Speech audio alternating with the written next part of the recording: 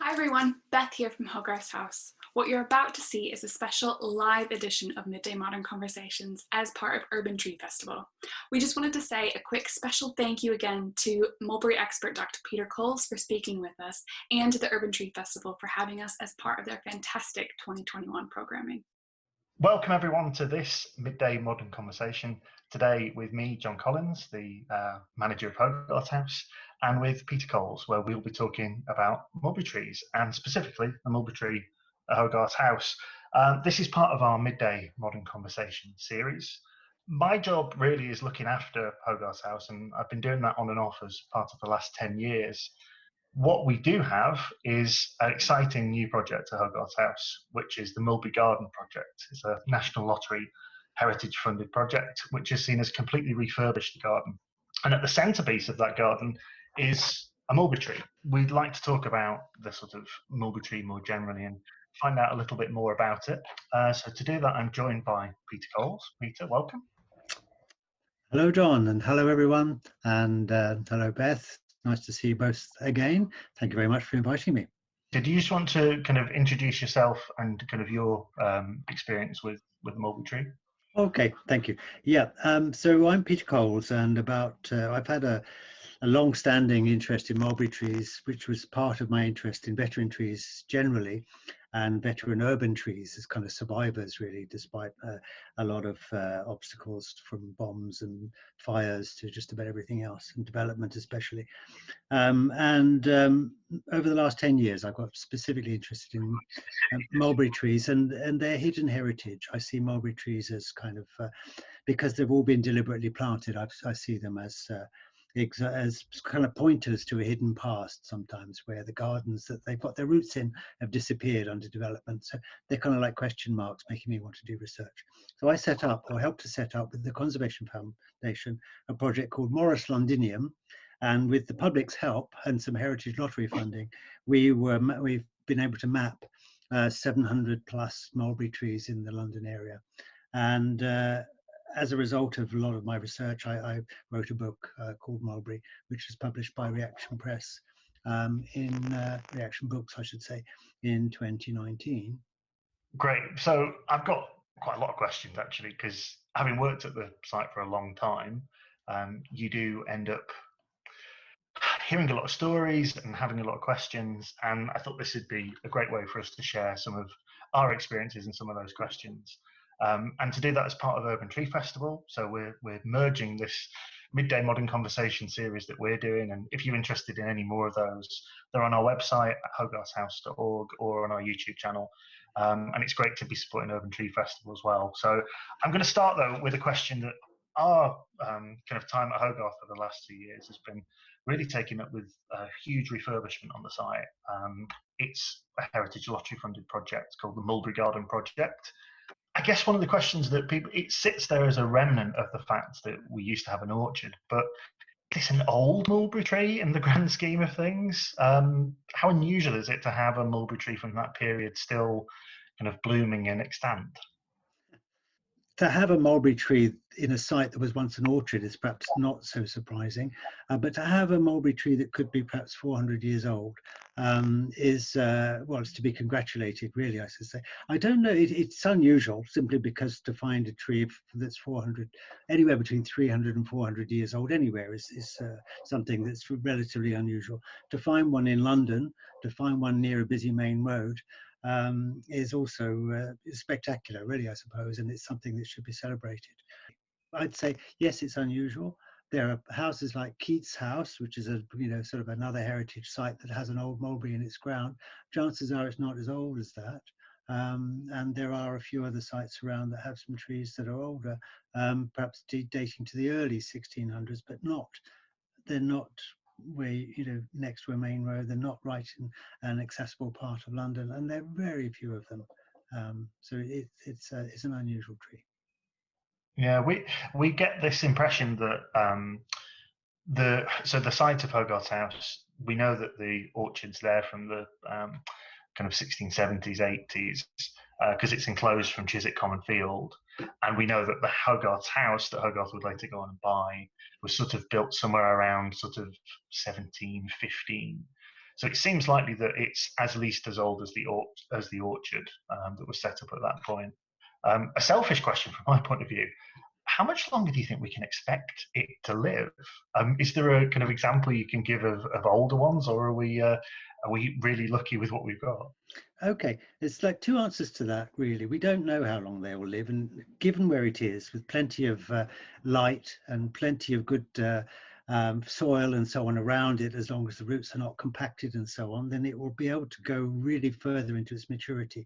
Now, what happens to mulberry trees when they become more and they go into their advanced age and become sort of ancient trees, as the trunk starts to hollow out, which is already beginning with the Hogarth mulberry, with your mulberry tree, and they may fall over.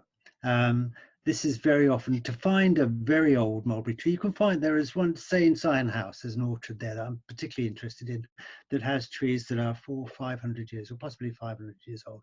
I do know of some trees in Suffolk that are possibly 500 years old, mulberry trees. They are all horizontal, and they don't look like standing up trees that we might, the iconic kind of tree standing up or ancient tree.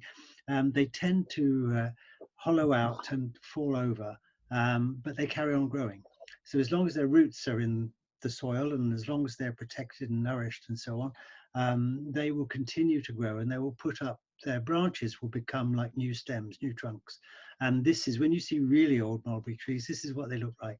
They look like a kind of a grove of trees rather than one tree. So the future of your tree, if there's plenty of space around it, is likely to be at one stage that it may fall over, and secondly, that it will, some of the branches that you see there will start to become stems. Now, that may be in 100 years' time, who knows? But 60, 70 years' time, it might start to want to lie down, and it will just carry on growing.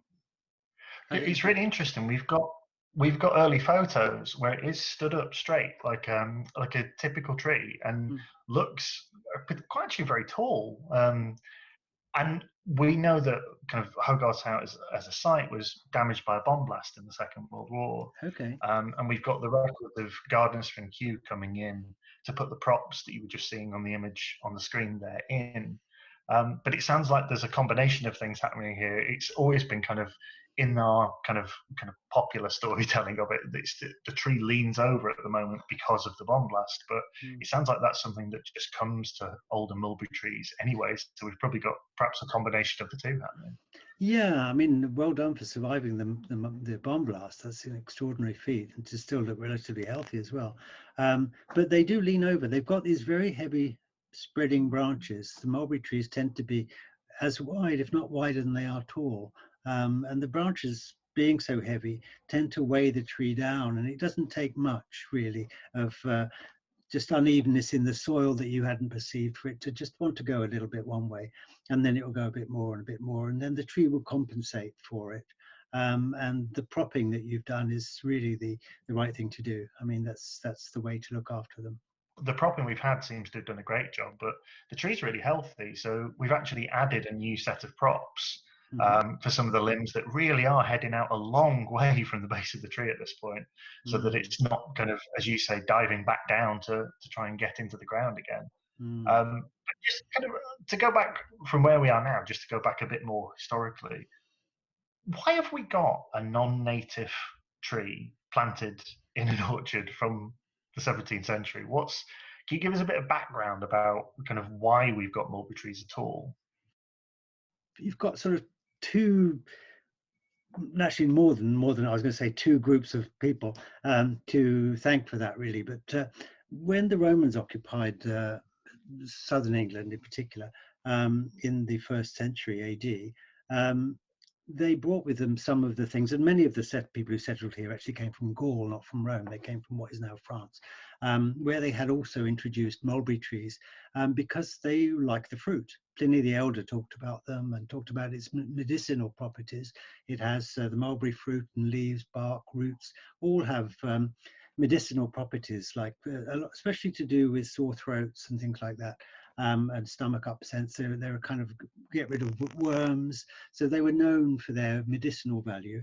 And of course, without pharmacies and pharmacists and pharmaceutical industries. It was all natural products that would cure various illnesses. And so mulberries were they were highly rated. They're also a very special fruit in that you can't keep them, and they can't be preserved really unless they're in jams and syrups. And what we don't know is that this may be the way that the Romans brought them into England in the 1st century, because all we've found so far are some pips. We've not found any wood, a charred wood or anything like that, which may indicate that trees were grown. But we like to think that they did plant them. They were here for long enough. They would have had trees that were as old as yours by the time they decided to pick up sticks and leave. So it's the fruit. And if you want to have mulberry fruit, because it can't be dried, it can't be transported, then you have to have a tree. So let's say the mulberries did have them and they did plant them. We know that they were planted around villas. They weren't necessarily part of the feeding the troops in garrisons, which is often said that they were, but there's no evidence for that so far. So they were urban villas. They were a luxury item. Now, they seem to have stayed when the monasteries were founded as part of the infirmary gardens. And of course, these were Catholic monasteries, and there was traffic between Rome and England or Britain. And there would have been some contact with monasteries and abbeys and so on the way. And these may well have had mulberry trees. So it may be something that was preserved here in monastery gardens. During James I's, well, actually the latter part of Henry VIII's rule, with the dissolution of the monasteries, these were either demolished or they were taken over by aristocrats, and they tended to keep the mulberry trees. So there's a heritage then, if you like, and then James I, that's the second part, introduced mulberry trees as part of an effort to start a silk industry. So by the 1700s, should we say, or 1600s, late 1600s, there would have been several mature mulberry trees around that people would have had a chance to taste the fruit of, and there would have been a liking for them. There's lots of reasons why people would have known about mulberries, then they would have liked the fruit, and they would maybe have wanted to get one themselves. I'm really interested then, from what you're saying then, Peter, when mulberry trees were being planted, what are people planting? Is this a seed or a cutting, or is either or both of those possible? What are people actually putting in the ground to make this happen? I would say with somebody who was planting out an orchard, the least likely would be the seed, but that's the most available in one sense. When James I started his silk industry, for example, he wanted to import thousands of mulberry trees to start a silk industry where the only food of the silkworm is the leaves of the mulberry tree. And the aristocrats who were expected to plant them were offered seeds, but they were also offered saplings of a few years old. Now, I would say that it's likely that what was planted here was a sapling rather than a seed. It would have had to have been planted in a little pot and then brought on and so on. There are these things called whips, which are young saplings, 2 to 3 years old, and it's quite possible that this is what was planted. I have one in my front garden that was given to me, and it was grown from seed, and it's still only probably about 2 feet tall, and it's about as thick as a pencil, and it's now 5 years old. So that's the kind of thing that might have been planted. But if you were to buy a mulberry tree now, you could buy one like that, but you could also buy a young tree that would maybe 8, 9, 10 years old, and that would be like as tall as I am, which is nearly 6 foot, and still quite slender. But that's possibly what would have been available in a nursery from which they may have been able to procure one of these trees. And there were some in the 1700s. And there was one in Isleworth that had stocks in 17 something or other of 260 trees. It could also have been propagated by layering. It could have been a bit of a branch that was stuck in the ground, if you like, or grafted onto rootstock. That's the other way they do it. Right, and that would work as well. That would work as well. And you can take almost any tree and you take the rootstock of it and you'd graft a young slip, something that was taken from a more mature tree, a shoot from that, and you could graft that onto the tree, and that would grow a lot quicker. So you'd have a tree producing fruit a lot quicker if you did it that way. How long do you think you're going to look then for a mulberry tree to fruit? I mean, how old is a mulberry tree going to be before you're actually getting a harvest from it? The answer to that depends on where your tree came from. If it started from a seed, you're going to take about anywhere from 10 to 15 years before you're going to get a large tree that's large enough to produce fruit. If it's comes from one of the other methods, so you've got an 8-year-old tree and you plant it, then you might get fruit within a few years. And if you graft it onto rootstock, then another 3-4 years. This is a black mulberry. There are white mulberries that grow a lot more quickly, and you can stick one of those in the ground and you can get something that looks like a tree in a year or two, and producing fruit maybe in 3 or 4 years. Yeah, a black mulberry can take anywhere between 8 to 15 years before it's producing fruit. Wow, okay. So we get to the point of it producing fruit. Is there a sort of uniform time when the fruit is ready? I mean, or does that again depend on where you are? Yeah, it depends where you are. And the further north you go, of course, in England or in Britain, the later it's likely to be. But I've noticed over the years that they tend to ripen, black mulberries tend to ripen if they have a certain amount of sunlight in July and August. They're not really ripe before then, and they tend to have been eaten by birds really by the time September comes. As a warning to anybody, as an encouragement as well, if you're thinking of getting a mulberry tree, the fruit's fantastic. It's incredibly juicy when you pick it. You will get very red hands. But the little public health warning is birds absolutely love them, and you'll find lots of purple splats in a kind of radius all around the tree. It's a very vibrant colour.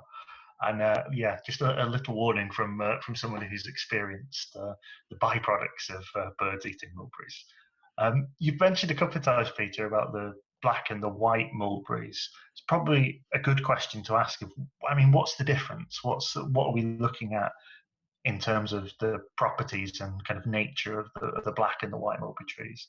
About 5.5 million years ago, there was a temperate forest that stretched all the way from, say, the Eastern Mediterranean right across towards what is to North America, and mulberries grew there, and there wasn't the difference between the white and the black mulberries tended to emerge around that sort of time, about 5.5 million years ago, where whites and blacks tended to go their own way because they were geographically separated.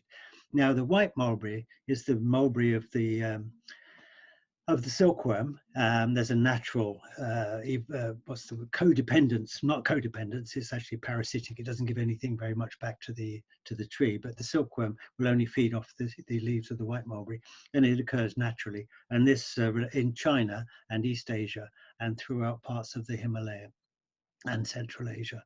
And this relationship has been exploited for maybe what we're talking about 4,700 years by the Chinese initially, and then Japanese, Koreans, and so on over the years to provide an economically very important and historically and culturally very important product, which is silk.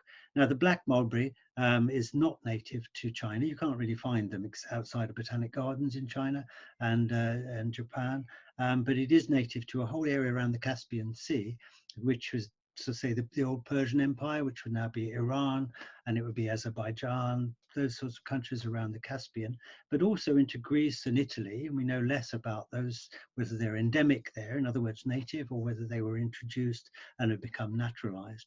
But with the Romans, the black mulberry kind of spread through, we went to Spain and went to Italy and then came to the UK, all as part of a silk industry, actually. So contrary to what many people believe, the silkworm will be able to feed on the leaves of the black mulberry.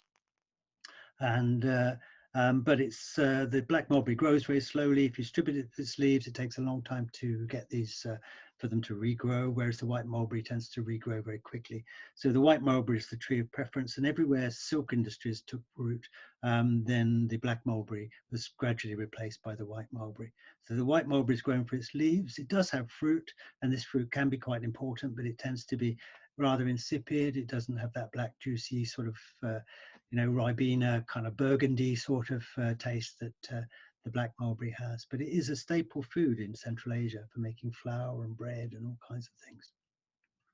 Our tree was in an orchard. We know that the garden would have had apricots and pears and hazelnuts. There would have been other things in there, and it's likely that we've got a mixed orchard. How is the tree being pollinated? Is it kind of, there's would there have been more mulberry trees there? Would it have benefited from being in that mixed environment? Is that something we can say? Black mulberries tend to be what they call monoecious, and that comes from the Greek words of mono and oikos, which means a single house. In other words, they have both male and female flowers on the same tree. And they're wind pollinated. They're not pollinated by insects. Unusually, mulberry flowers don't need to be pollinated to produce fruit. They will produce fruit whether they are pollinated or not. It's just one of those things. Absolutely fantastic. And then we get fantastic fruit. And I'm going to ask you a personal question now. What's your favourite thing to do with that fruit then, Peter? What's your, Okay, you eat it raw? Is it down? well, first you've got to find your mulberry tree. And last year we weren't really able to get out. And I do have one nearby. And so first of all, you've got to collect your fruit. And if you collect it, as you know, you're going to get very messy. So you take a bowl and you take some gloves or some clothes you don't care about. And just in brackets, that fruit, that red colouring can be removed using either a leaf or an unripe fruit, and you rub it on, and the juice that's contained in the leaf or in the green unripe fruit, if you rub it on your hands or something, it will just dissolve the blackness. It's a little bit more complicated for clothing, but it will wash out. So favorite thing to do, well, first of all, to get them, because they're messy, there are lots of things perhaps you can't do with them. But I reckon one of the nicest things, because they're a summer fruit, is either to make some kind of fruit juice or a smoothie or something like that with them, but to put them in sorbets or ice cream or something. I would get an Iranian cookbook or a Turkish cookbook or Syrian or something. And if we have any of our friends who've arrived here from, leaving quite unpleasant circumstances, and they brought with them knowledge of trees that are native to their own country, like Syria or Iran or Iraq, I would say, how do you use these at home? What do you make with them? And I'd take a tip from them. But I would say sorbets or ice cream. Yeah. There's always a chance to learn something more. And we're going to wrap things up there. But I just wanted to kind of, if people are interested in finding out more about mulberries or Peter about your work, places where they can do that. I know you have a book. Now, I tell you, if you wanted to find out where to find mulberries, you wouldn't go to my book particularly. That's kind of like negative advertising. You'd go there to find out loads of things about mulberries and their cultural history and how they're used in art and medicine and so on, and the differences between different kinds of mulberries and some of the stories associated with them. But you'd go to the website, which is the Morris Londinian website, where there is a map. And that is an interactive map, and it has charted on it. There's a map of the whole of the UK. It's centered on London when you open it up, but you can expand it if you don't live in London. And you'll see each mulberry tree that we've charted marked with a pin.